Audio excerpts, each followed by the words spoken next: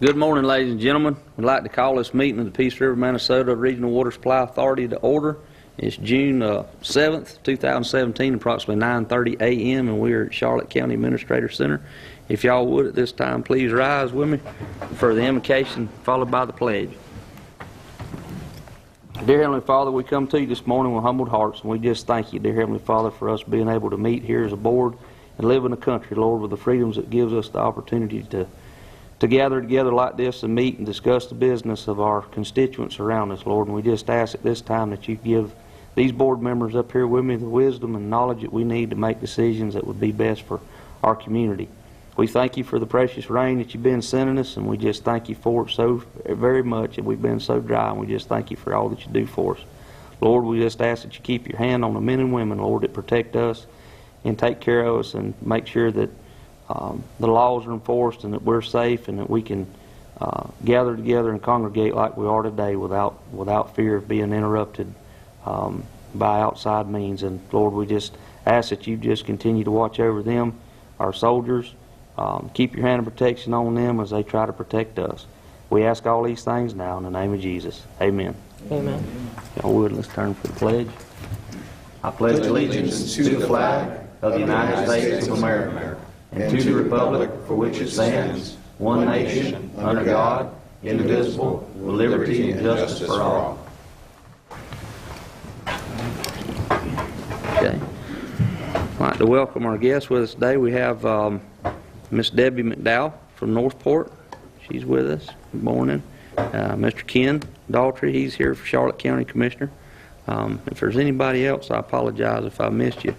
And if this time we would, for introductions and of all our guests that we have today, if we would, we'll start over here with you, Mike, and just go around the room.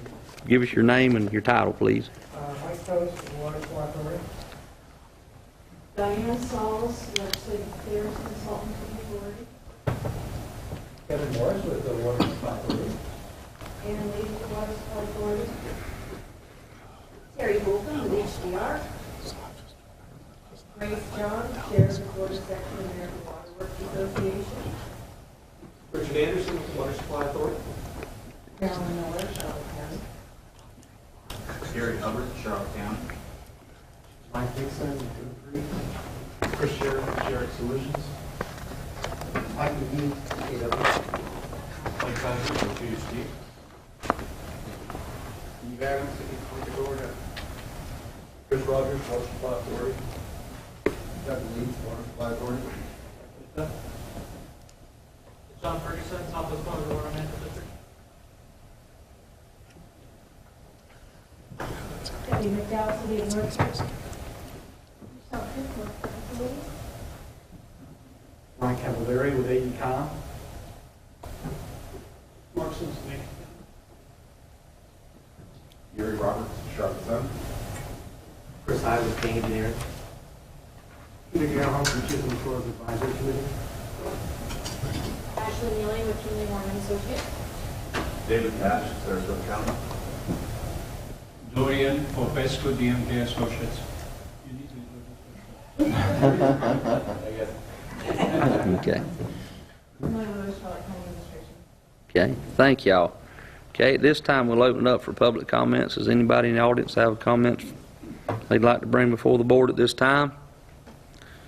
Seeing none, moves us on to our first resolution presentation, number 1, Outstanding Water Treatment Plant Class A Award presented by the Florida Section American Water Works Association. Richard? Thank you, Mr. Chair. Richard Anderson of the Authority for the Record. Just like to quickly introduce our guest, Dr. Grace Johns. She's with... You have to hit the green button. You got it. How's that? Is that better? Much better. Richard Anderson with the Authority for the Record. I'd like to quickly introduce Dr. Grace Johns with Hazen and Sawyer. She's the current chair of the Florida Section AWWA. She's here to present an award today for us for the Class A Outstanding Water Treatment Plant. And Grace, if you'd go to that Is it mic. okay if I approach? Yes, ma'am. Thank you. Got it. Good morning. Good morning, Mr. Chair and fellow board members. It's a real pleasure to be here this morning. This is one of my favorite jobs in recognizing the hard work that water utilities and water authorities like you all do in Florida to make this economy and our lifestyle something that we can all enjoy and be proud of. I'm here today with our Region 10 Chair, Terry Holcomb. Region 10 is one of 12 sections in Florida. We have Florida divided up into smaller sections so that we can interact with each other in a more local manner, and it's been very valuable to our organization. Region 10 is includes our members in the counties of Charlotte, DeSoto, Hardee, Manatee, and Sarasota. And you may already know this, but the American Water Works Association is the world's largest educational and scientific organization. We are dedicated to serving and supporting our diverse water professionals as they make a better world and a better Florida through better water. Our mission is to be the authoritative resource on safe water to protect public health and to provide safe and sufficient and affordable water for all. That's who we are, that's what we do, that's all we do.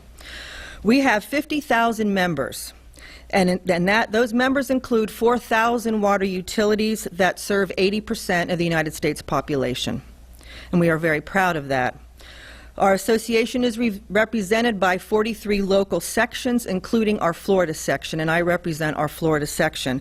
We have over 2,500 members in Florida, and that includes 175 water utilities in Florida. Now, here's the best part. We are here today to recognize the Peace River, Manasota Regional Water Supply Authority for your efforts to provide safe and reliable drinking water to West Central Florida residents and visitors 24 hours a day, 7 days a week, with no time off. At this time, I would like to invite two of your prized professionals up here to join me to accept the award that I'm about to give out. Doug Leith, your maintenance supervisor, and Chris Rogers, your project manager.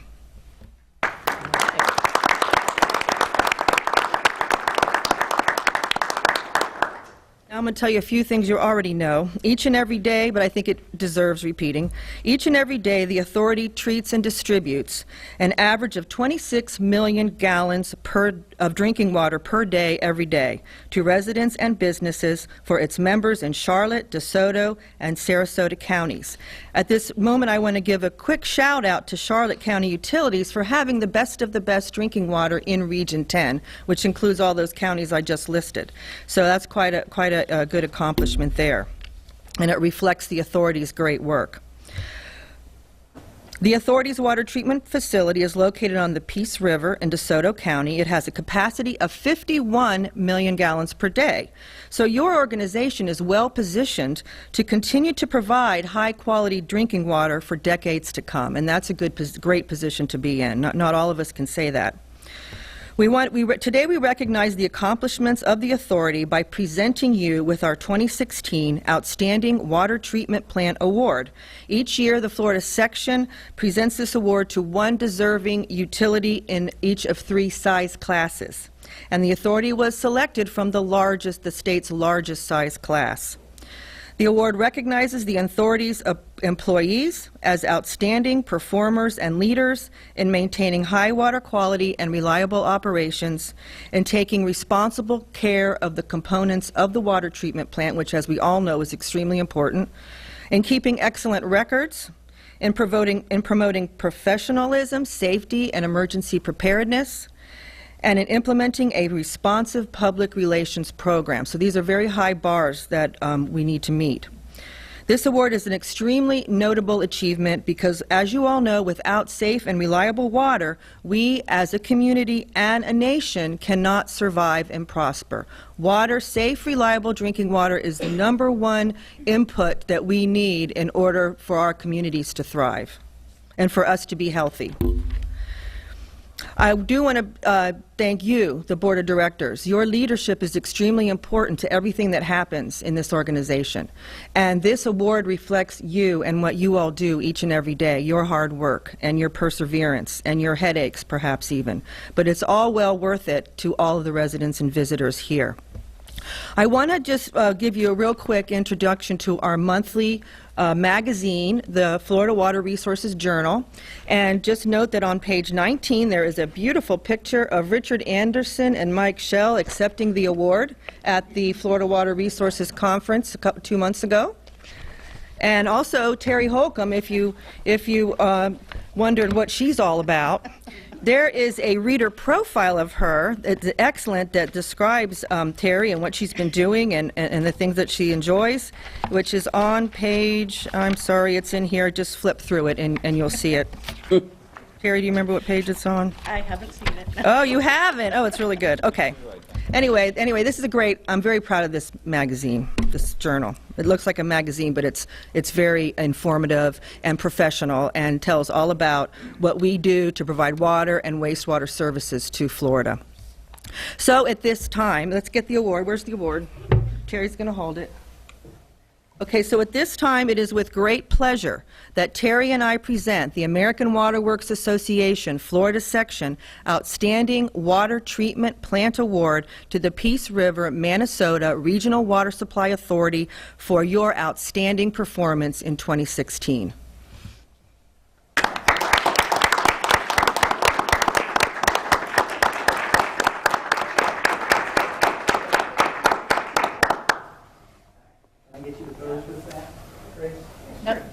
Yes. Wait, sorry. 3, 2, 1. Thank you very much. Mr. Chairman. Yes, sir. Thank you, Mr. Chairman. And there's a very nice picture of Ms. Johns on page 20 scoring the water, so that's really good. We appreciate that. I just want to say I appreciate the award. I know that this board works very hard, this authority works very hard. Everybody at the facility, they have crisp collars and crisp cuffs, and they work really hard because it is an operation where everybody is extremely responsible about their jobs and what they do, and they're extremely professional. And I will tell you, having grown up in New York, my idea when I came down to visit Florida, having relatives on both coasts, Florida meant you had drinking water that tasted like sulfur. That was Florida to me. Our water does not taste like sulfur. We have the best tasting water. I have no problems in Port Charlotte when I'm at my office or the hospital going over to the drinking fountain and drinking out of the drinking fountain. It's cold, it's crisp, it's delicious. We have great water in Charlotte County, and I think it's great that we're recognized, and the world needs to know that. So my hat is off to everybody that's worked so hard to make sure that we have that, and we have it on a consistent basis, as you said, 24/7. Very, very important. So thank you very much. Good. All right. I forgot a while ago when we got started here, this sharp-dressed young man sitting next to me, he's filling in for Commissioner Mayo today, and this is Mr. Jonathan Lewis. He's our Assistant County Administrator for Sarasota County, and thank you for filling in for your boss. Mr. Mayo says he had another meeting, but I think he's fishing. And Mr. Chairman, remember, Mr. Lewis is not a rookie because he used to work for the City of Northport, and he sat in the audience every meeting as a customer, so he's well aware of what happens at this. Good deal. I'm glad we had somebody competent to come show up for me. At this time, it brings us to a consent agenda. I hear a motion to approve. Mr. Chairman, Yes, sir. I'd like to pull items 6 and 7 for discussion, Okay. and then I move to approve the balance. Okay. Second. All right. I have a motion by Commissioner Constant, seconded by Commissioner Benak to approve the consent agenda with exceptions for items 6 and 7 to be pulled for discussion. All in favor signify by saying aye. Aye. All opposed, like sign. Motion carries. Okay, Commissioner Constance, agenda item number 6, you have the floor. Thank you, Mr. Chairman. Item 6 deals with selection of a firm for professional auditing services. Again, this gets back to what I thought we had agreed upon when it came to contracting for services, that each member of the authority was given an opportunity to offer up a member to sit on that evaluation committee, and then a fifth member would be selected by the authority staff, so that we had an opportunity for all the member governments to be able to do that. And so we have in front of us, I guess this is the procurement policy as of January 2016, but if, let me just read this here. The authorities shall be responsible for selecting an independent certified public accountant to audit authority, selection committee consisting of executive director, budget accounting analyst, and one other person designated by the executive director. And I appreciate that, but that's not necessarily, this isn't required by Florida statute. This is just what we have currently as our procurement rules. Is that right, Mr. Lehman?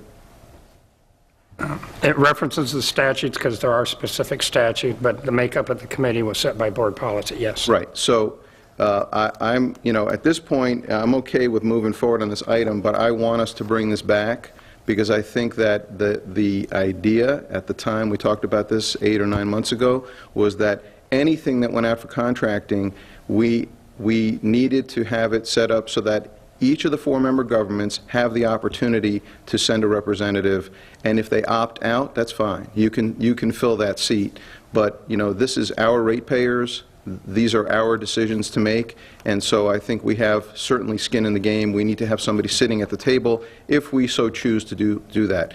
If one or more or all of the counties decide it's okay, they're going to leave it to you, that's fine, but we need to be given that opportunity. So I'm just putting that out there. Any other comments from any other commissioner or board members? Excuse me. I'll go ahead and just comment.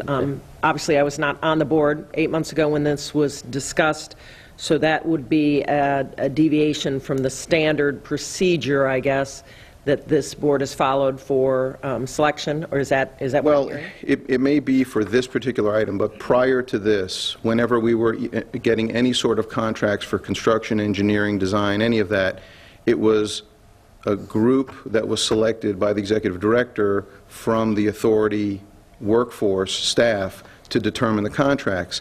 And since we're involved in the selection process at this level, we thought it was appropriate to get staff level from our staff from our counties to come and get involved in the selection process as well, which we went ahead and did. I was unaware that we had a specific policy just for contracting designated professional services, which I'm not even, this is just one part. This is for independent certified accountants, but evidently the policy has carved out specific things, and while I have no problems with Ann Lee being involved in this process, I still think that the counties need to be involved as well, and that goes for all other things. Give each member government the opportunity to opt out. If they don't want to be involved in the selection process for that specific contract, that's great. They can say, Mr. Lehman, can you fill our seat or can you rearrange accordingly?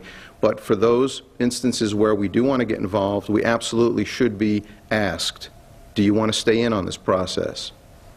Okay, and the reason I ask, because if there's an assumption that my county, Manatee County, should have a representative on a selection committee, I need to know that so I know how to appoint someone to make sure that there's somebody that is sitting on that. That's news to me, but if I can see the policy that says that, so I can make sure that we have an opportunity to comply with the policy. And I think that's done at the staff level. I think Mr. Lehman, if we have an engineering contract come up, he will notify your staff that we have a contract coming forward, we're going to need a selection committee, and so from staff, who would be selected? It's going to be one of the people from your utility or that's an appropriate member of your county staff.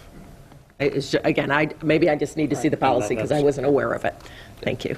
And if I can comment, when we redid the policy last year, exactly what Commissioner Council was saying, we focused on the engineering contracts, and those are the big projects, and then there's another clause in our procurement policy that says other professional services, but then because the auditing is also obligated under state statute, it was another carve out. So we,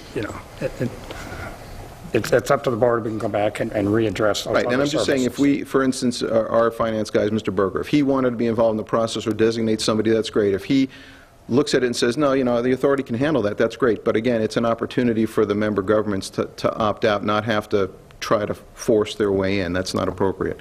And so the work's been done here. I'm not interested in gumming this up. I'm going to go ahead and move the item, but I just want to make sure that we address this in the future, that that's really what we meant to do at the time when we were talking about all procurement. So, move approval, Mr. Chairman. Okay. Got a motion to approve? Second. Got a second. All in favor signify by saying aye. Aye. All opposed, like sign.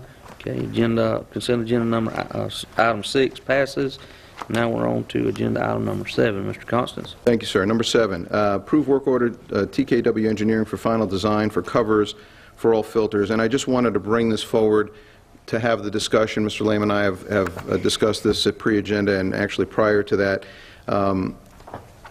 There's been an issue with the filter, with our filter. We just redid all of these filters, and the problem is that because they're open to the atmosphere, they're prone to contamination. So we just talked about the fact that this is $180,000 just to design the covers. Your anticipation for cost is about $1 million? Yeah, that's our preliminary. Ballpark, hopefully a lot less, but whatever. And so the point of the matter is I just wanted to make sure I understood, and talking to the public, we're going to spend $1 million. Over what period of time will we save that $1 million? Because that means that it's less chemicals. So I think there's a presentation that's been prepared that we can kind of just look through that real quick. Mr. Anderson, thank you.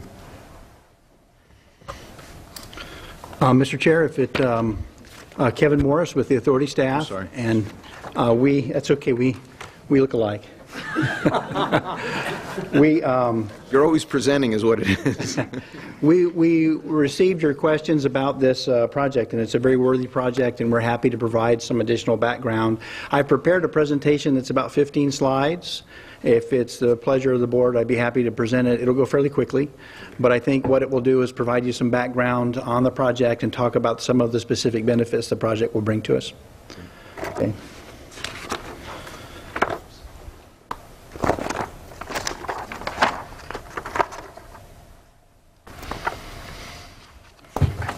The graphic you see in front of you is a process flow diagram for our facilities.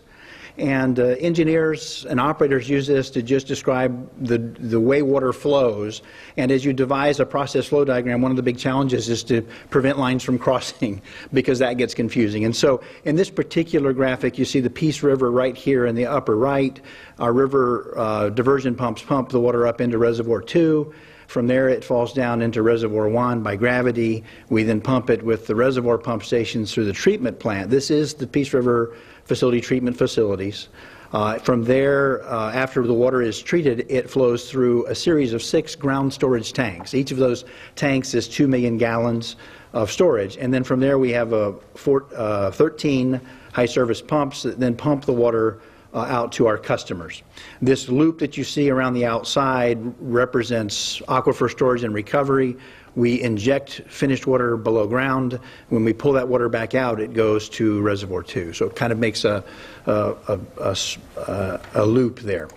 So we're going to focus on the water treatment facilities, and specifically, as you noted, Commissioner, the filters are not covered, and some of our chlorine contact areas, very small areas, are also not covered as well. And so since they're open top tanks, there is the potential for airborne debris to enter the process water after the chlorine contact has been accomplished.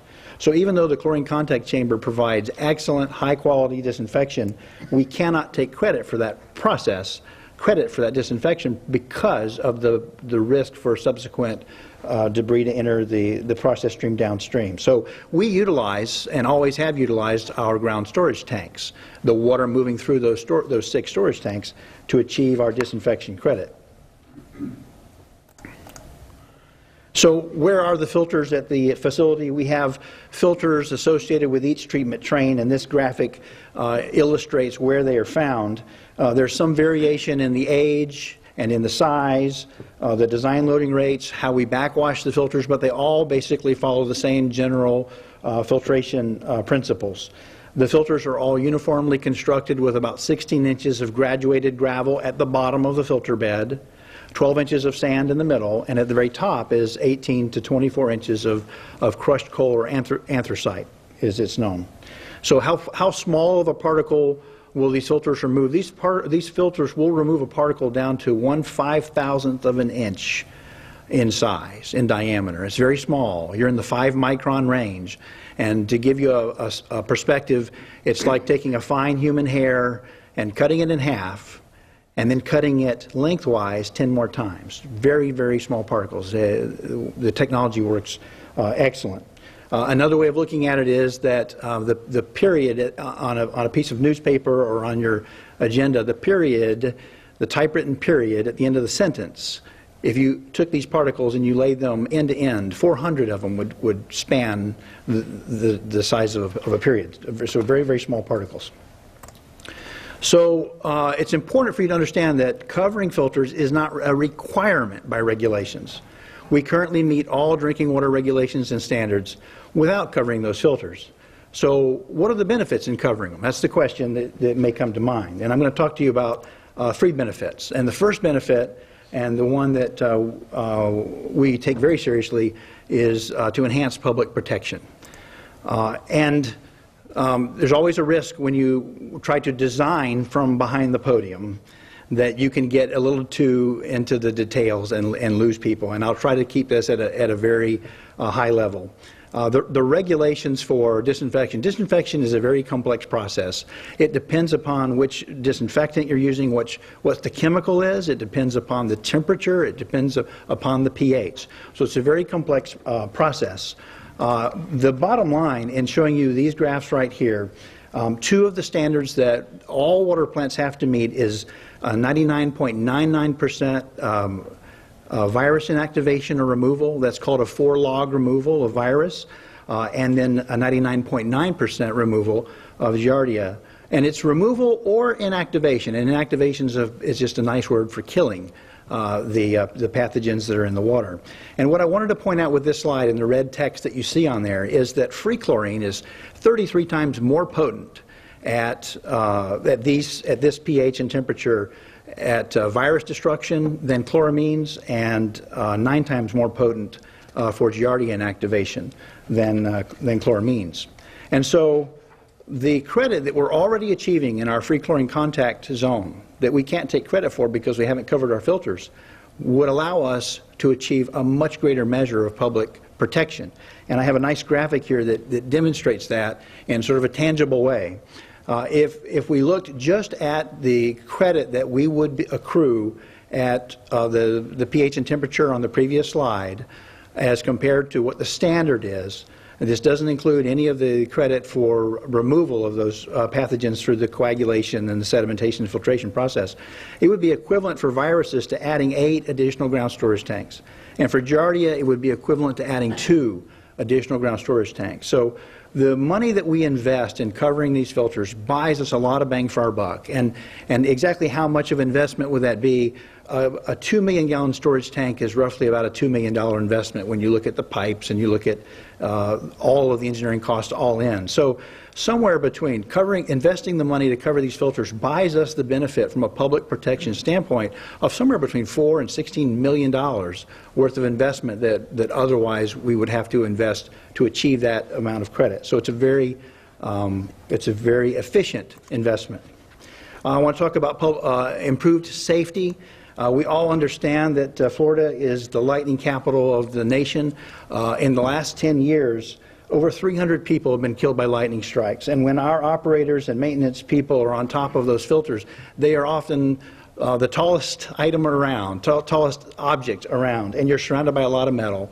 And although we have a great grounding system and we have lightning rods protection up there, lightning's very unpredictable. And so these operators have to make their rounds every 2 hours. Every 2 hours they're up there collecting samples, they're up there backwashing filters, and giving them a cover, giving them a roof system that protects them from a lightning strike, I think would be a great improvement to employee safety.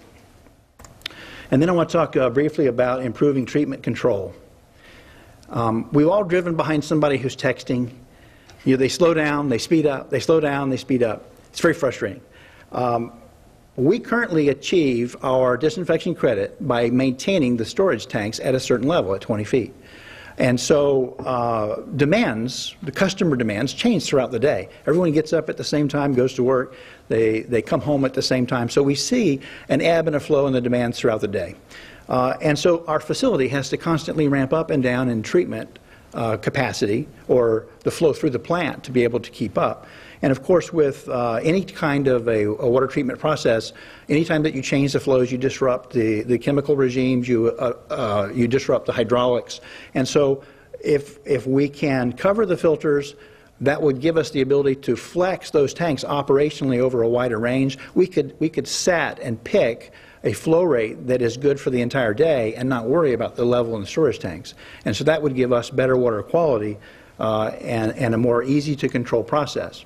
Also, covering the filters minimizes the impact of solar incidents on the insolation on the filters.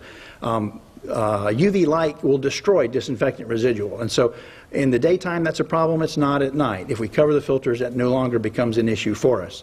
Also, algae can grow on the wetted sides of the concrete filter cells, and covering the filters would eliminate that. And then also rainfall can affect chemical equilibria. It can disrupt the particle conditioning, and the step after that is filtration, and we really want to control the particle conditioning in that process. So here's a good question. So all these benefits, why aren't they covered? And I think this gets to your question, Mr. Commissioner, if I can be so presumptuous. Why aren't they already covered? Two reasons. One is cost. It's about $1 million to cover these filters. We believe it's about $1 million. Part of this next work order will be at 2 different levels to gather cost estimates on implementing the project. And this project is one of those projects that kind of falls in that gray area. It's not a large multi-million-dollar pipeline or reservoir or water treatment plant, and it's not a small routine repair. It's kind of in that gray area in between. And as part of our strategic plan, we are developing a CIP program, and we've been talking in budget development. Mr. Lehman has been tasked us with trying to bring projects like this before you, so that there is a lot more advanced notice of projects of this size, that they're in that kind of that gray area in between. The second is the evolving regulatory environment. The EPA, when they're promulgating new regulations, they try to telegraph exactly what their intent is, but there is a regulation negotiation process that occurs. And so oftentimes the regulation that they originally proposed years down the road is not the one that's actually adopted and passed and enforced. And 25 years ago, there were upcoming changes that we in the industry, in the water industry, were anticipating that might have forced us to use something like ozone or ultraviolet disinfection to achieve disinfection credits for surface water. If we had been pushed in that direction, covering the filters really would have been a wasted investment at that point, because UV and ozone are so much more powerful oxidants and disinfectants than free chlorine is. And then, so that was in the late 1990s. And then also in the late 1990s, there was a look at the disinfection byproducts rules. There was a push in the industry to reduce those by a factor of 2, which also could have changed the treatment process significantly that we use at the Peace River facility. As it turned out, once again, those rules that were anticipated did not happen. And so we're still using the same treatment process today that we were using 25 years ago. It's a great process, produces fantastic water. The other thing that we know is that in Washington right now, this administration is not likely to promulgate new and additional, more stringent regulations. This is not the climate that would generate widespread changes in disinfection rules or disinfection byproducts. And so we feel like this project, with all of its benefits, would be a wise and safe and prudent investment at this point. It's not likely to be made invalid by changes coming up soon. I have a couple slides here for you that show you how this facility may look. TKW engineers, I think, really knocked this out of the park. What you have on the left side of the page here are the filters as they currently exist, and then sort of a conceptual artist rendering of how they might be covered. And what you have here is an impervious roof with removable panels so that we can still drop a crane hook down in there or lower media in or pull components out. It's very important to retain that functionality. And around the outer edge, you have removable screen panels. And those panels, in talking with the folks at Lake Manatee, their filters are covered. In talking to the folks at Lake Manatee, they had some really valuable guidance for us to make these panels standardized so you can swap them in and out, make them removable from the inside so you don't have to drive up with a cherry picker or a ladder to the outside of the filter structure. So that's some great guidance. So what we envision are removable panels so that we can keep some spares. If one is torn by a bird crashing into it or something, we can quickly replace it. So what you have on the left is before, and on the right would be after, and this would be the REP facilities that they're about coming up on 10 years old now. This is how we envision covering them as well.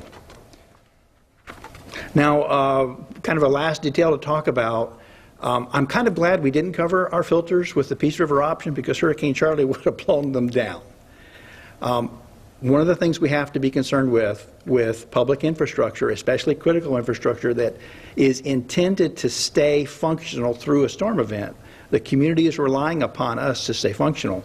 We have to design the structural roof and the vertical supports for these screen panels to withstand hurricane force winds. We've designated 180-mile-an-hour wind loads because we're 2 stories off the ground with this facility, and we cannot afford, when the community is trying to recover, to be out there fishing structural metal out of our treatment basins, right? So that's one of the challenges for us. The cost estimate that the engineers have put together, they believe it's about $1 million, but this is a fairly unique project with very rigorous design criteria. And so the cost estimates, we'll bring that information back to you when we get it. We believe it's about $1 million, but most people's pool cage at home is not designed for 180-mile-an-hour wind loads. And we've all seen the creeping increase in construction costs over the last several years. So today's ask, as you noted, Mr. Commissioner, was just for the design and permitting.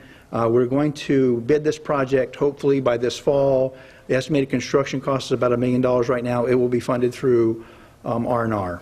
And then you have the motion in front of you here. Mr. Constance? Thank you, Mr. Chairman. Great presentation, Mr. Morris. I appreciate it. Unfortunately, it lacks a video, but that's okay. So I want to go through from the beginning just some of the things you brought forward. I was actually surprised. Are we still pumping finished water into the ASR? I thought we were trying to pump less critical or less treated water into that, so at a better cost. Right. We've just begun a pilot program with just 2 of the wells out of wellfield number 2. So out of 21 wells, 19 are only recharged with finished water. And the pilot program, we finished 1 cycle. The intent was to finish 3 cycles, I think, Mike, 3 cycles. Unfortunately, the drought we just had got in the way of us. So the second cycle, hopefully, will start here very shortly, and then we'll crank out a 3rd cycle, and hopefully we will understand the feasibility of that going forward. We're excited about that project, though. So the intent is you're studying, you're putting the lesser treated water in, and you're going to draw it back out and see what it looks like, and then based upon those results say, hey, this is possible that we can do this without using finished, get approval to do that, and then make that our new process. That's our intent, yes. Okay. Good to hear. All right. I appreciate the fact that you explained the tank situation. Obviously, $2 million a tank is pretty expensive, and just putting the covers on is a great idea. Appreciate you bringing out the lack of sun exposure, where we should even see an efficiency in the cost of the chemicals, because, you know, I don't know to what extent that's going to be annually, but it's going to be something. And obviously, rain changes your chemical makeup too, so now you're going to have tremendous consistency over what flows through those filters. I was really glad to hear that. Obviously, if you put the covers on, you're going to move the lightning rods above that structure, so then everybody's a lot safer. You talked about regulations. Well, if new regulations come in, certainly whatever system you have in place is going to get grandfathered. They're not going to make you change everything. There's no way that communities can afford to continually change what they do if it's met standards to that point just because new regulations come in. Well, a good example of that, what was driving a lot of the concern in the industry in the late 1990s, Milwaukee, the city of Milwaukee had a treatment plant upset, and it was an alum coagulation plant pulling out of one of the Great Lakes. I'm not sure which one it was, but they had an upset, and they had several hundred people take ill with gastrointestinal distress, and it was from cryptosporidium. And so with such a large and visible public emergency going on, it took hold, and it shaped the regulations that we all anticipated. And so the interim enhanced surface water treatment rule required all utilities to sample for cryptosporidium. We later found that there's at least a dozen different species of cryptosporidium. And cryptosporidium is a small protozoan that's often found in the environment. But we found that there's over a dozen species of crypto, and not every one of them even is can infect humans. And so we found out a lot more about it. One of the good things that came out of it, out of all the sampling we did sampling for 2 years, every month on the Peace River, and never one time did they get a hit of cryptosporidium. So the regulations have the best intent, but they're broad for the entire country. It may be a regional problem, certainly is a problem up there in Milwaukee, not as big of a concern for us. But the regulations, federal regulations, apply to every state, regardless of whether they make sense in your area or not. And I appreciate that. Again, you know, I do appreciate the fact that you gave us some more detail, and I think my only issue is that, you know, something like this probably shouldn't be on consent agenda because it looks like a small ticket item, but actually it winds up being a big ticket item. So this is the kind of conversation and presentation we need to be having right now, not after we spend all the engineering dollars and then come back and say, okay, now it's going to cost this much to do all of this. What if the board really didn't have an appetite to do it in the first place? So I would just like to see these things right at the inception of the concept, because I think, I mean, I'm on board. You know, I'm going to move the item, but you know, I just think it's important for us to, for transparency purposes, to get it out there and have that discussion ahead of time. So, Mr. Chairman, I'll move approval. Okay, have a motion to approve agenda item number, or consent agenda number 7. Second. I hear a second. All in favor signify by saying aye. Aye. All opposed, like sign. Motion carries unanimously to for consent agenda item number 7. Now it moves us on to regular business. Agenda item number 1.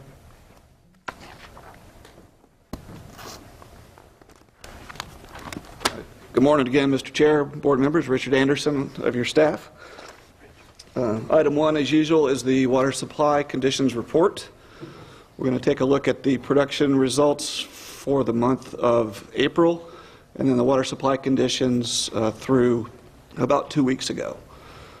First slide, as usual, is the rainfall. As we talked back in April, extremely dry spell we're in here. In fact, when we got the final numbers for April after the board meeting, barely a half an inch of rain in the basin for the month of April. And then actually continuing into May, we had very little rain through the first 3 weeks, first 3 weeks of the month. Then the last week, it started to happen. So it may not be Chamber of Commerce weather, but we like it and we need it. So had about a 2 inches at the end of May. And looking at the rain gauges this morning, we've had about another 2.5 inches the first week of June. So all told, almost 5 inches in the last 3 weeks, which is really helping. The next slide, I've shown this in the past. The left side is the rainfall distribution from the swift mud rain gauges throughout the district. This is through June of 16, and blue represents a very wet condition. As you can see, the previous 12 months ending in June of 16, extremely wet. Conditions changed rapidly the last 10 months. The slide on the right shows through April 17, and you can see all the red compared to the previous 12 months. In fact, Swift Mud at their board meeting stated that this was the driest spring in 103 years that we've seen in this area. So So we've had some extremely dry conditions. Taking a look at the river flow, again, as you can see through 2 weeks ago, well below the 130 CFS mark where we can actually take water. We were down in the 30 to 40 CFS range, extremely low river flows. As of this morning, we're actually approaching the blue line, which is the historical average. We're about 248 CFS. So we're above the red line and continuing to climb over the next few days as long as these rains will continue. So looking better. River withdrawals, as you can see, we took no water at all from the river in April and May, very little in March, and only about 10 MGD back to February. So we've been solely relying on our supplies over the last 4 to 5 months. Still have not had any water to take in June as well. Water quality is just not there yet, even though the quantity is. So we're waiting for the big flush to happen so that we can see the water quality improve and start pumping water here, hopefully in the next week to 10 days. Taking a look at our surface water storage, as you can see, in May we dipped below the 3,000 or 3 billion gallon mark there at about 2.9 billion. Today we're about 2.7 billion, just a little bit lower. And then looking at ASR storage, as of May 23rd, we were at about 5.7 billion. Today we're about 5.4 billion, about right there on the graph. This is a new slide I put in to kind of illustrate how we've responded to the drought this spring. The blue line is the withdrawals from the surface water system, from the reservoir. As you can see, back in January, taking 100% of the supply from the reservoir, averaging about 30 million gallons a day. Then February, seeing the conditions starting to change, or not improving at least, cranking up the ASR at about a 5 MGD rate. And then again, April 1st, really taking advantage of the ASR system and bringing it up to about 19 MGD average. So we were at the last few months about 58% reliant on the ASR system, about 42% reliant on our surface water storage. If I can, Mr. Chairman? Yes. What's the quality on the ASR? I mean, as far as salinity and purity and those types of things, we're pretty happy with what's coming out prior to treatment? Because I know it's going into the surface first, and then you're pulling out a surface, but you are testing that, right? We are testing it every week, and all things considered, we're very happy with the water quality. As you've heard before, the background water quality of the native water is not up to water quality standards, so as we take more and more water out, it does degrade somewhat, but we're still able to meet water quality standards with the ASR water, so we're in very good shape. That's great, thank you. So. Yes, ma'am. So is that the primary reason for taking it from the ASR, is because of the improved quality, or just because of the reduced quantity, or is it kind of both? It's mainly the reduced quantity. As we were using the surface water system the first part of the dry season, we were dropping about 1 foot per week on average. As we cranked up the ASR, we reduced that to about a half a foot. So we're basically managing the resource is what we were attempting to do. But the ASR, well, as you explained, it is actually kind of double treated, if you will. It gets treated, then goes back through, and then kind of gets treated once again. So it does have an improved water quality and vis-a-vis the surface water. So. What goes in is higher water quality. The more you take out, what comes out is slowly degrades a little bit. So, but what goes in, yes, is finished drinking water standards. Yes.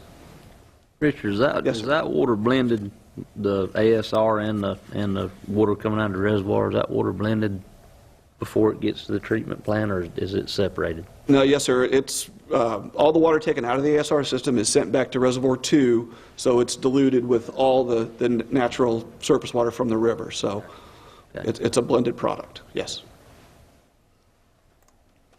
And this is just a snapshot of where we are today, or actually through May 23rd. 2.9 billion in the surface water and about 5.7 in the ASR. So still have over 8 billion gallons available in storage. And now I'll shift real quick to the production side for April. As I said, April was a very dry month. Very high flows across the region. The authority produced 29 MGD to the customers and members. Your county facilities produced about 53.5 MGD. Total production for the region was 82.5 MGD, which is quite high. 4 of that was supplied to non-authority customers through Manatee County through their coastal consecutive systems. So the total to our members and our customers within the authority, 78.6.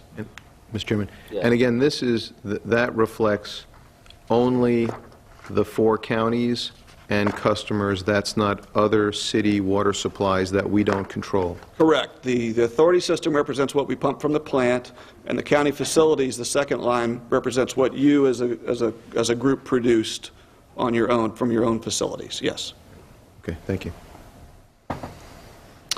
Looking at the individual members, Charlotte County took 12 3/4 more or less from the authority in April, produced 500,000 gallons from their burnt store facility for a total of 13.25 MGD total usage for April. And that brings your 12-month running average up to over 11.5 million gallons per day. For DeSoto County, again, about 1.1 million from the authority, and about 0.3 from your facilities in the county, totaling almost 1.5 MGD for the month of April for you guys. That is bringing your running average up, creeping up there to 1.1, Commissioner, so you're starting to use some more water out in your system as well.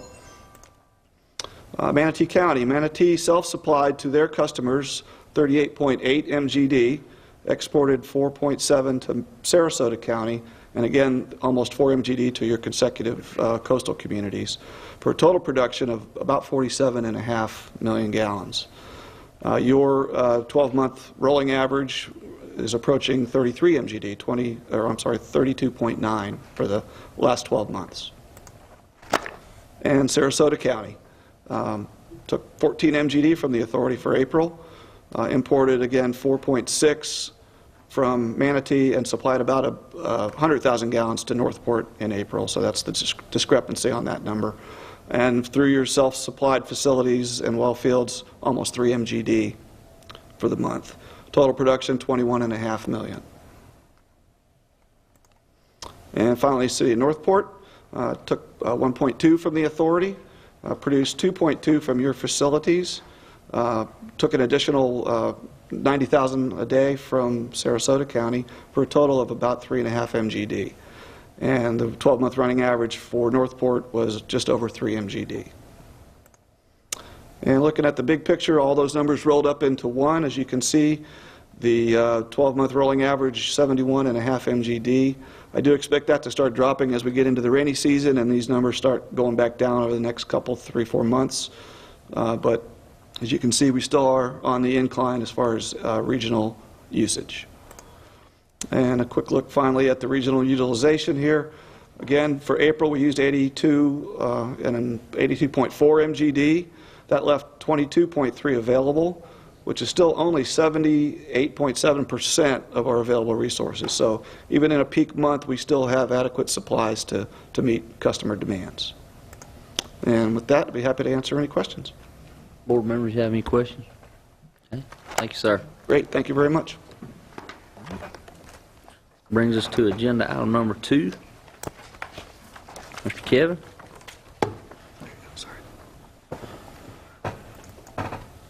I won the lottery today. I get to talk a lot, I guess. Or you lost. I'm not sure which. The Phase 3B Regional Interconnect Project, there's really not much to talk about here. You may remember from our previous board meeting, we talked about the Phase 3B pipeline. We now have a route selected. That's the yellow line that you see here, moving up from the landfill area, the Sarasota County Central Solid Waste Complex in Center County, up to Clark Road. And we talked about the justification for moving, dividing the 3B pump station away from the pipeline.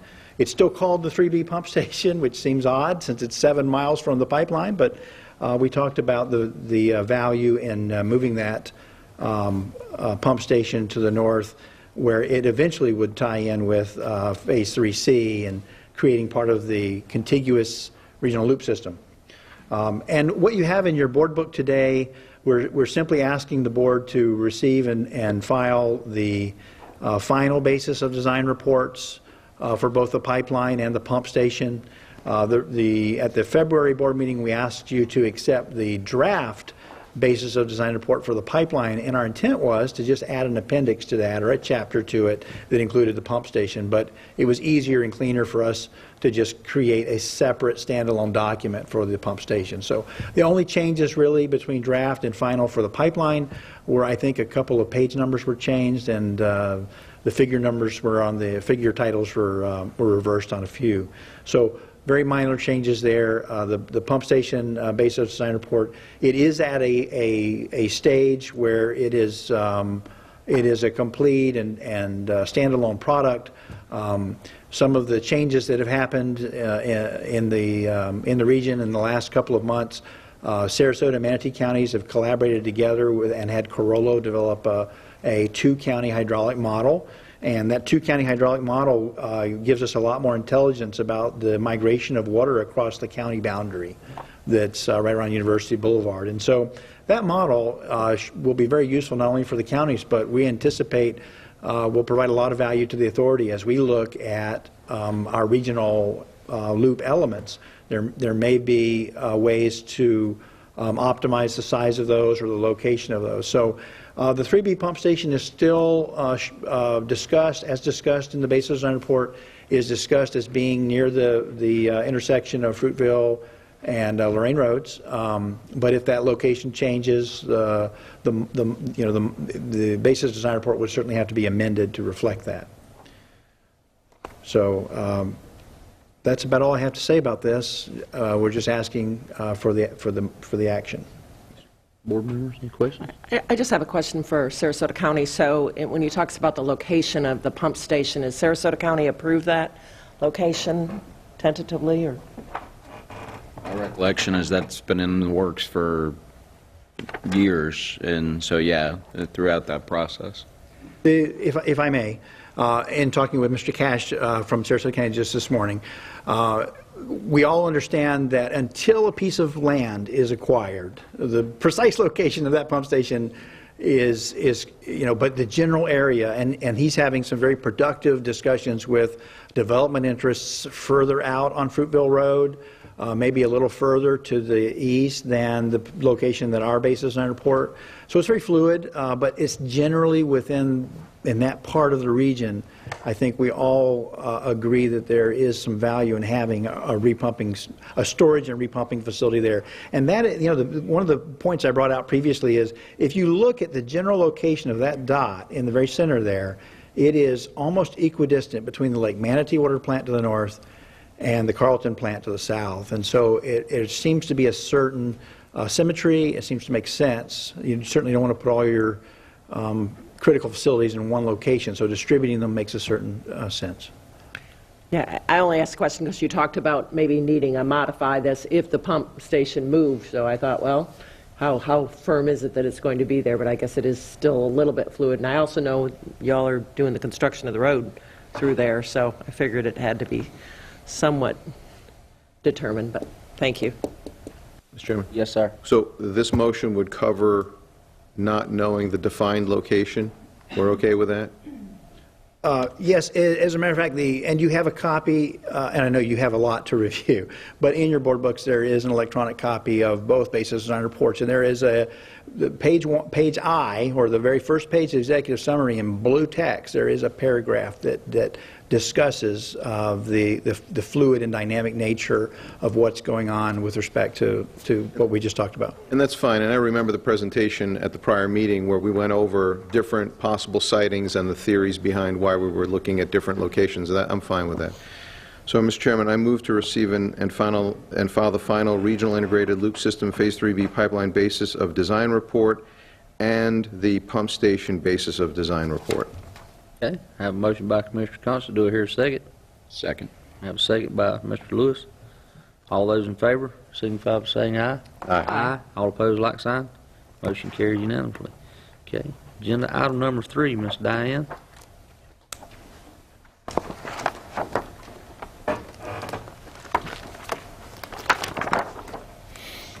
go.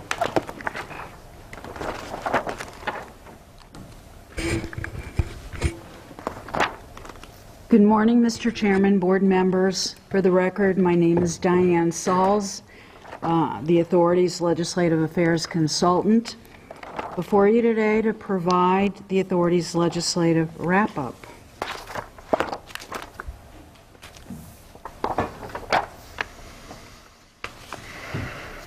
Our goals were modest this year. As I pointed out to you in December,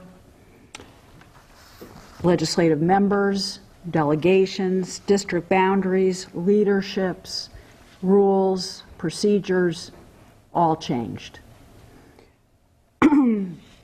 But yet, the authority achieved some very important goals that I'd like to share with you.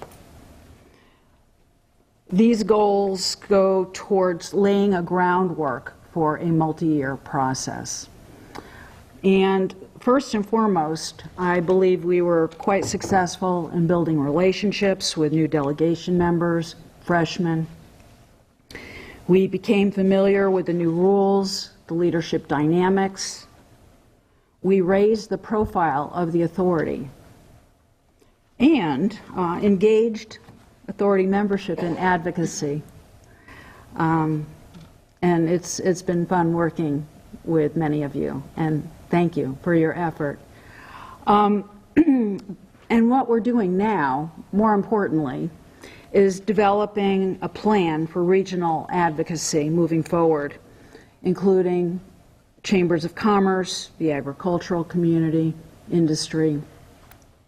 Forming a coalition. We've been very successful in the past in this form of strategy, and I feel very confident that we can move forward in that same direction again. Bless you.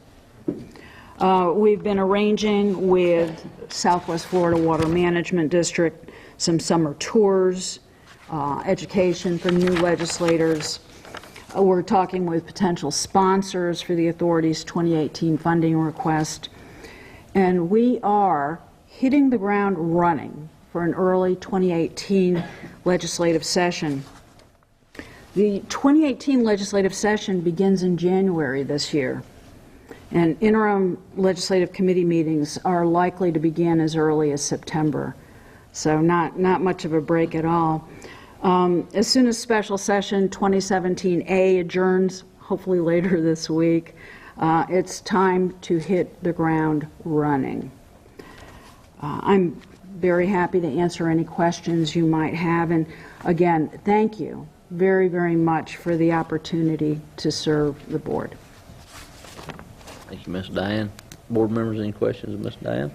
No questions, just I want to acknowledge the hard work that Ms. Sauls has done and the fact that it was a very, very, very, difficult legislative session this year, and so the modest gains were appreciated, and I think just staying in the game is very important because it's not a one-year thing, it's a multi-year assault on trying to get things done, and we've done very well historically, and we'll do better in the future, so appreciate your hard efforts. Thank you very much.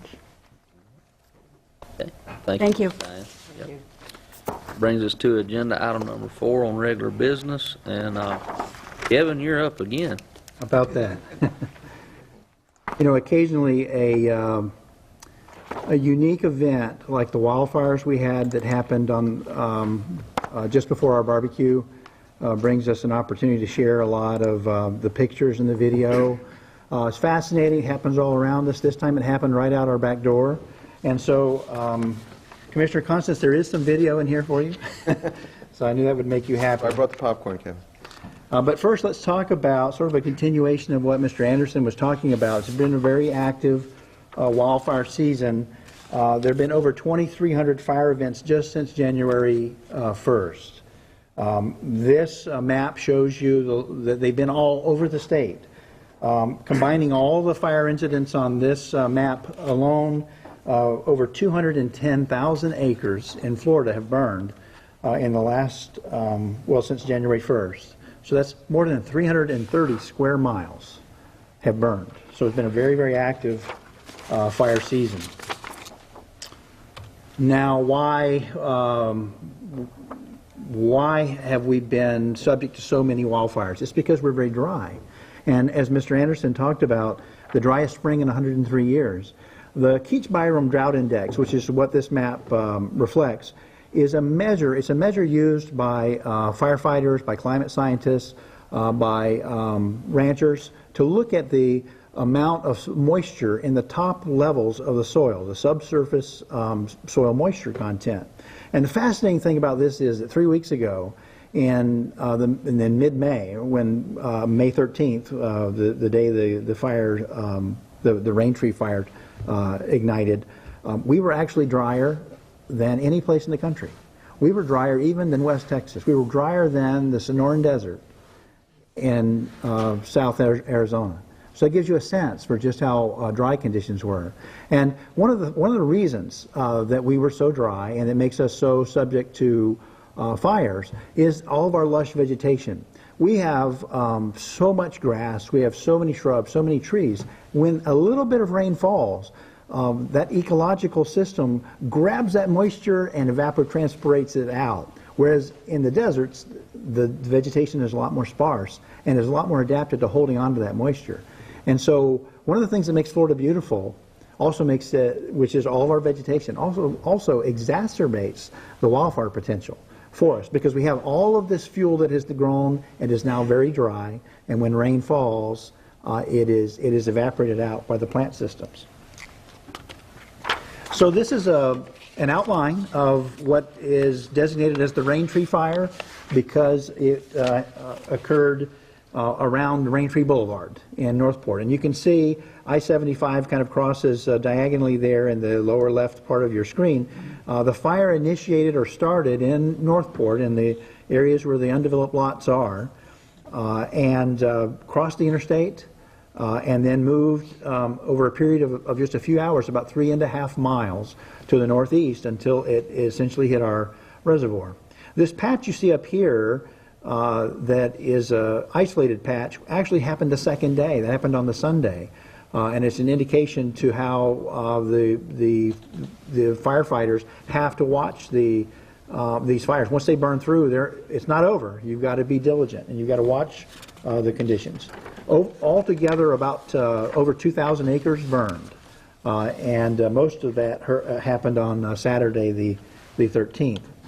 This is a picture that Mr. Coates took on top of Reservoir Number 2. This is near the monument on the east side that many of you probably have seen in tours, looking to the west. You're looking across the reservoir, looking towards Northport, towards I-75. And what this shows is just the immense size of this fire as it was burning towards us. Here we can see the western side of Reservoir 2. This is the patrol road. You can see in this, you can see the flames have actually crossed that road. But of course, if they crossed I-75, they're going to cross a little 12-foot shell road quite easily. But you see some of the Forestry Service personnel there. In this photograph, you can see the helicopter dropping water to try to control the movement of the fire, and I'll show you shortly a video of that helicopter picking water up out of our reservoir. The very conveniently located source of water for their firefighting. Now this is some video footage that Mike Chell, our operations supervisor, made available to me. This is the security camera that we have mounted. This is a security camera we have mounted on the discharge structure from Reservoir 2. This is where, as you drive up the ramp and you look to the south about 3/4 of a mile, you'll see that structure connected with a catwalk. So this is looking to the west. The camera just happened to be pointed in the right direction to capture this footage. And the way that it starts, I took 5 seconds at the beginning of every hour until the smoke was close, and then I took 5 seconds every 15 minutes. Through the event. So you get a sense for the movement of the fire through the area. You can see just massive amounts of smoke obscuring the view. Now we transition to some handheld video. Doug Leith, our maintenance supervisor, who was here earlier, looks like maybe he has already gone back to work. But he took these images from the Crest Road on the western side of Reservoir Number 2. And there were times that the flames reached as high as 40 feet when the flames would hit a pocket of fuel that included just the right combination of low shrubs and trees. And wood ignites at a temperature of about 570 degrees Fahrenheit, but the temperature of a wildfire is about 3 times that much. But as that flame moves through there, it burns up all the combustible grasses first, the palm fronds first.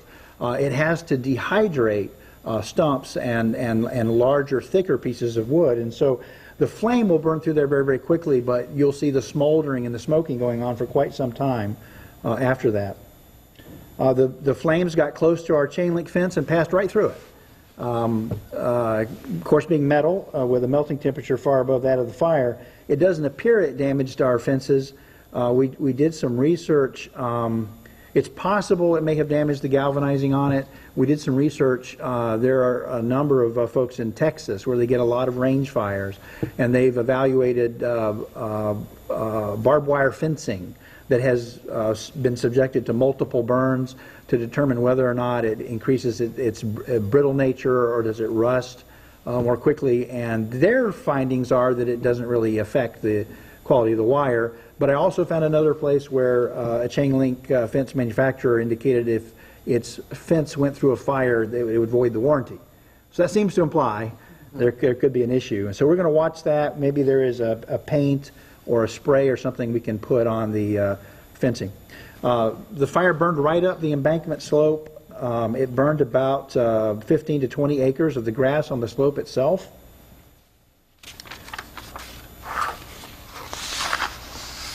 I never did hear about how this fire was ignited. The common ways that fires get ignited are a cigarette butt that someone doesn't police. Here is the helicopter reloading, and this is sped up by a factor of 600%. So don't think that the helicopter just whipped in there and filled up that quickly. He was very careful. But some of the ways that the forestry people say that fires can often start, that part of Northport is subject to a lot of dumping, a lot of landscaping debris. And oftentimes what will happen with trucks pulling trailers, if they don't secure their chains and the chains are left to dangle, they will issue a stream of sparks as they're dangling down the asphalt road. And so I thought that was intriguing. Never did hear about how this fire started, but certainly that sounds like that could potentially have been a factor. So as I said, that was the day after the fire came through, and you're going to see some pictures in a moment that will just astound you as to how this grass came back. But there may be some pockets in there where, because the rainy season is on us, we can't wait and we need to go ahead and put in some sod. And Mr. Stone is evaluating that from an embankment stability standpoint. This is a piezometer that was in the woods. It's a little scorched, but you know what? It works. It just keeps plugging right along. It's doing just fine. Timex? It would be a fantastic marketing opportunity for whoever makes this device. But one of the reasons it probably did so well was because this is an area that we maintain. We have to get access to it, so we keep it mowed and weed ate around. We keep it cut back. And so there wasn't an accumulation of fuel in this particular patch of ground. This is an example of a power pole that burned. This is not one of our poles. Hurricane Charlie had us put most of our poles below ground. Our electrical feeds are below ground now, where they're safe from fire. This was Florida Power and Light. We heard that up to 600 customers were temporarily without power as a result of the fire. But the fire crews did a fantastic job of controlling this fire. You have to let it burn, but you want to try to steer it away from critical infrastructure like the ranch house, our pump stations, our emergency backup generator, our well field, the diesel storage tank holding several thousand gallons of diesel fuel on the reservoir site. So the fire was on the 13th. Our barbecue, which many of you had the opportunity to come out and spend some time with us this afternoon, was on the 15th. And for those of you who had a chance to take the tour, you saw firsthand the burn damage from the fire. And we've had several inches of rain that fell over the next few weeks. And the photos I'm about to show you were taken on the 1st, so just 2.5 weeks later, and you have a before and after shot. And you can see the vibrant growth, the regrowth that happens after fire. And ecologists will tell you that in the wilderness, fire serves a very vital role in promoting healthy forests and restoring habitat. There are certain plant species, wildflowers that absolutely rely upon fire as part of their natural propagation process. The Florida Fish and Wildlife Commission identifies about a dozen different wildlife species that are absolutely dependent upon wildfire. Bobwhite quail, turkeys, scrub jays, red-cockaded woodpeckers, gopher tortoises, indigo snakes, and fox squirrels all heavily benefit from routine wildfire. And for that reason, land managers mimic wildfire with controlled burns. We do controlled burns at the R.V. Griffin Reserve as well, but we typically do them in the winter season when the roots are dormant so that you cause less root damage from the fire. And also the cooler temperatures help to control any scorching damage that might happen. So significant change before and after here is quite significant. We're in the process of learning as well. We may have just learned that there is a value in burning your reservoir once in a while, as ironic as that sounds. Again, another fantastic picture of the before and after. Hard to believe, just 2 weeks, 2.5 weeks. And this point, Mr. Coates told me the reason that the fire stopped in this line was because the helicopter laid down a bucket of water down the embankment. And that's all it took, stopped it. And so, quite effective.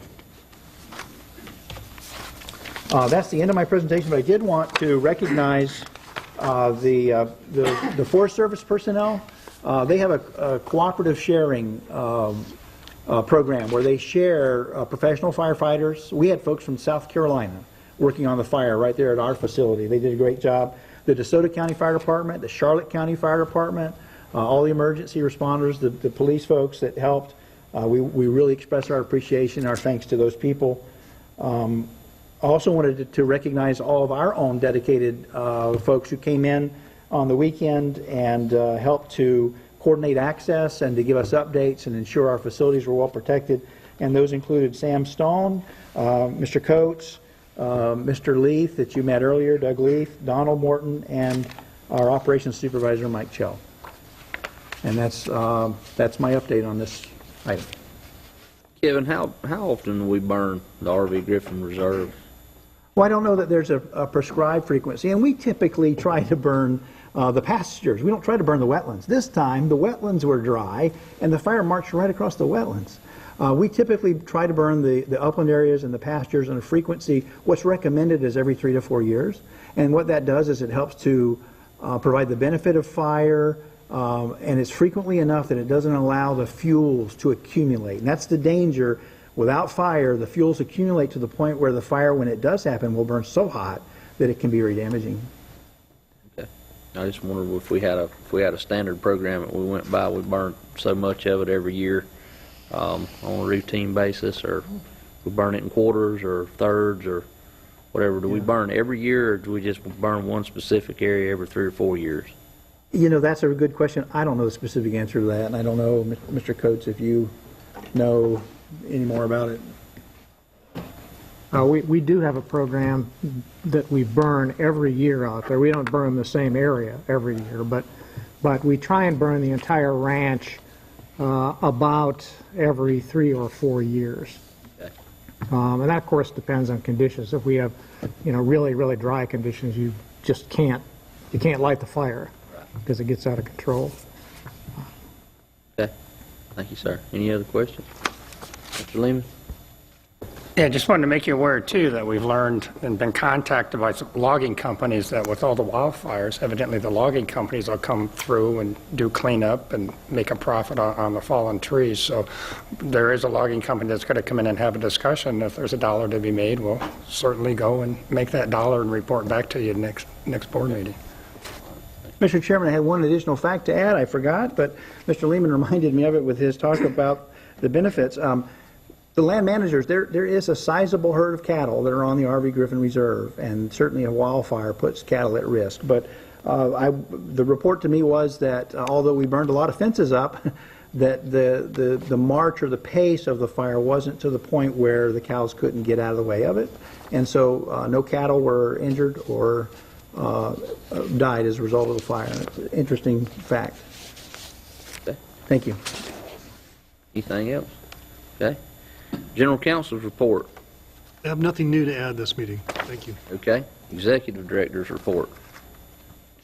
Just a couple things as far as the budget update. This board approved the tentative budget at the last board meeting. It's certainly circulated, posted on our website.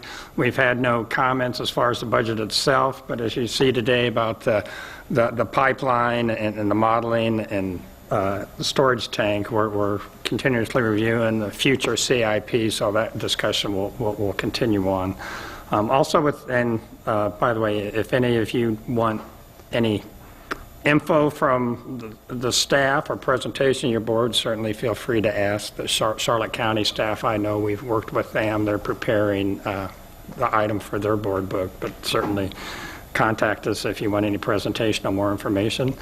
Also within your board book are some letters to the state. These are statutory requirements of all special districts of the state.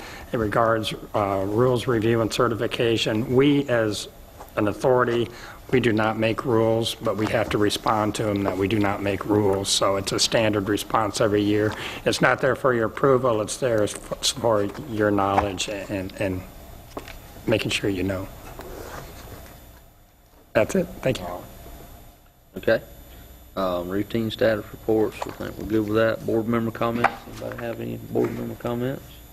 Mr. Chairman, if I can. So, yeah, and I appreciate Mr. Lehman's comments about the rules, and you know, right, we don't promulgate rules, but we have a master water supply contract. That's how we address how the water is put out there. So, I mean, it's silly, but I guess it's required.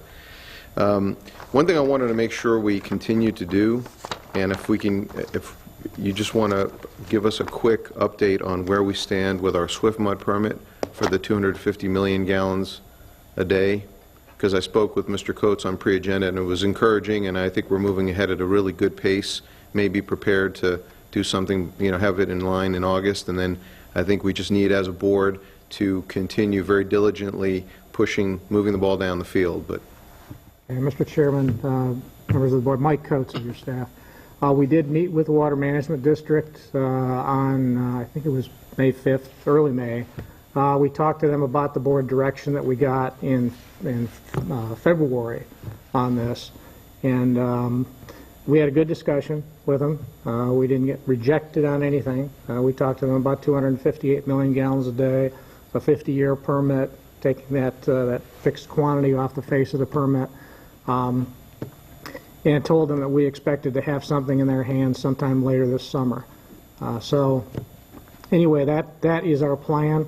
The expectation is that we'll have a draft permit application finished sometime in early to mid-August, and then we would submit that permit application with your concurrence as soon as we could, because it usually takes, you know, we're looking at 4 to 6 months for a district action on this. So earliest Water Management District action probably is not going to be till January or February 2018 on the permit. okay.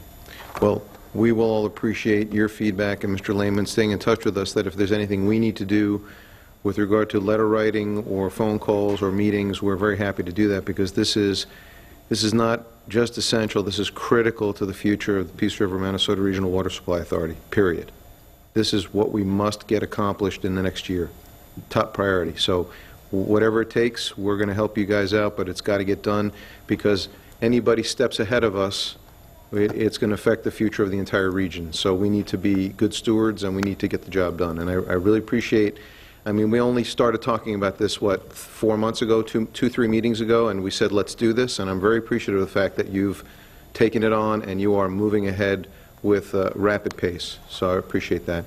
And my last comment, Mr. Chairman, is it has been a great honor and distinct privilege to work on this board, and I'm going to be handing the reins over to Commissioner Doherty for a period of time. He and I are going to share a responsibility, but we're going to throw the engineer in the mix a little bit so he can rattle the cage and get some good answers out of this group. But you know, I think I've really enjoyed the experience. I've really enjoyed working with the other member counties and Mr. Lehman. So I wish everybody great luck in the future, and I want to see that permit. I will be watching. So thank you very much. Any other board members have any comments? Okay. Well, I do.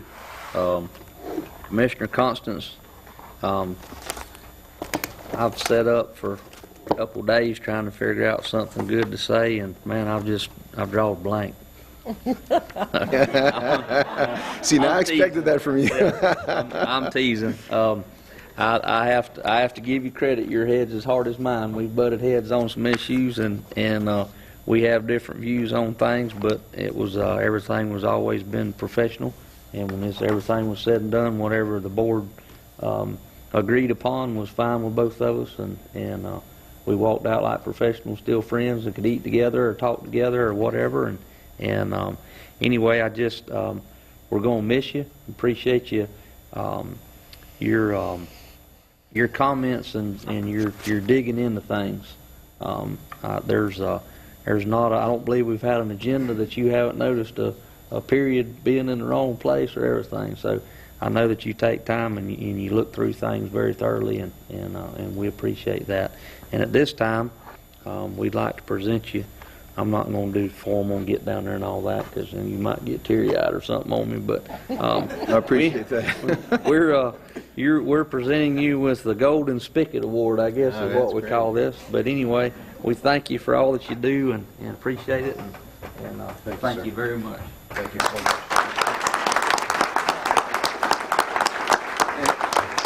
Thank you.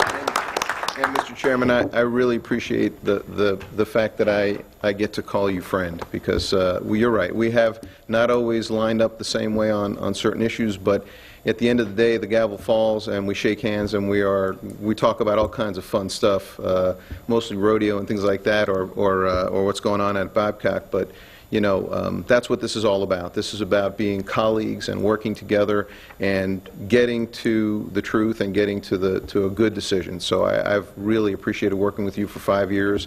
And Commissioner Benak, I've known you for at least 2 or 3 in the times we've been working with some of the political things with Manatee. Mr. Lewis, I don't know about you. But, you know, I really appreciate, you know, having the opportunity to work with all of you folks. You guys have great heads, and you're thinkers, and, you know, you're helping to get this entire region to a better place, and we're doing it together. And the future in local politics is regionalization on all issues and all projects, because that's where you get funding. I mean, you know, Diane's nodding her head. She knows. Emily Lewis in the back knows. That's how we're going to get things done, is working together. So I've really appreciated working with this board. Thank you. Enjoyed it also. Thank you. Can I just say? Yes, ma'am. Yeah, I've only been able to serve with you on this board for a short time, but I've served with you on the MPO, and certainly know that you are a very diligent public servant. You work so hard. You set an incredible standard. So thank you for your service, and yeah, you raise the bar for all of us. So thank you for what you do. Thank you very much. If there's nothing else, does the public have any comments? Okay. Seeing none, our next meeting will be Wednesday, August the 2nd, 9:30 a.m. in Sarasota for a public hearing for our fiscal year 2018 budget. And our future meetings will be October 4th in Manatee and December 6th in DeSoto. If there's nothing else to come before the board this time, we stand adjourned. Thank you all for coming.